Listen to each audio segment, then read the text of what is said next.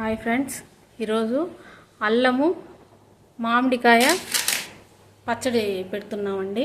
దీనికి ఈ cup కొలతతో 1.5 cup అల్లం ముక్కలు, 1.5 కప్పు ఎల్లుల్లిపాయ తెల్లగడ్డ ముక్కలు, ఇవి రెండు నీట్గా కడిగి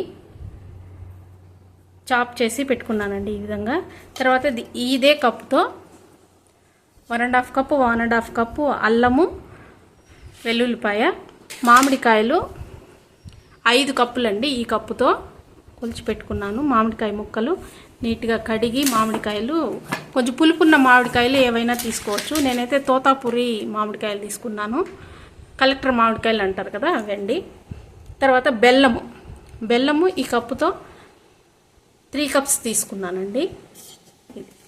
బెల్లము. తర్వాత కారం పొడి, నువ్వుల నూనె వండి,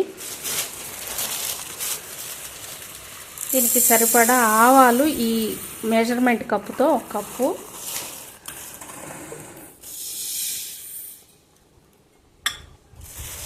ఇందులో పావు భాగము మెంతులు సరిపోతాయండి. ఇందులో పావు భాగం మెంతులు, ఇవి ఫ్రై చేసి పౌడర్ చేసుకుంటాను. మిగతా అన్నీ మిక్సీకి కలుపుకుంటానండి. ఉప్పు కూడా మీకు మెజర్మెంట్ చూపించేస్తాను. ఉప్పు, కారము ఈ మామిడికాయ ముక్కల్లో కలుపుకుంటానండి.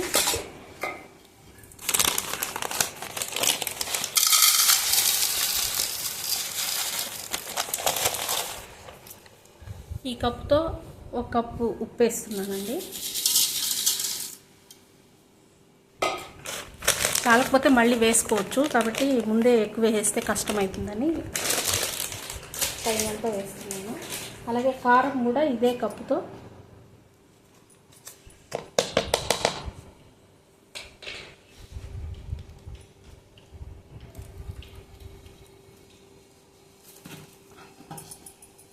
కప్పు కారం వేస్తున్నాను అండి. ఇవన్నీ మిక్సీకి కొట్టాలి, అందుకే ఇందులోనే కలుపుకుంటున్నాను. 1.5 కప్పు కారం వేస్తానండి.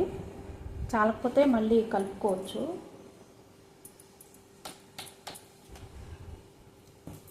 ఇవన్నీ మిక్సీకి కొట్టిన తర్వాత ఆయిల్ కలిపేటప్పుడు మళ్ళీ చూపిస్తానండి.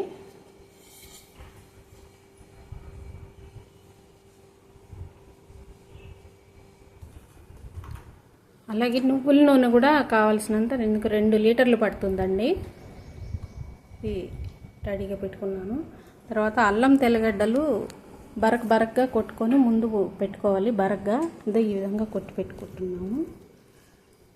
తర్వాత ఆవాలు, మెంతులు పేస్ట్ అండి. ఈ కప్పులో పావు భాగం వంతు 25% వేస్తే సరిపోతుందండి. అన్నీ ఈ కప్పుతో కొలుచుకున్నాం కాబట్టి దీంతో కొలుచుకున్నాము.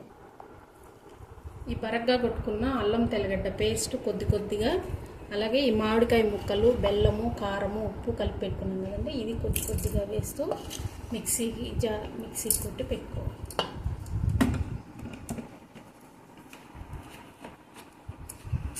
మెత్తగా మిక్సీకి వేయాలండి.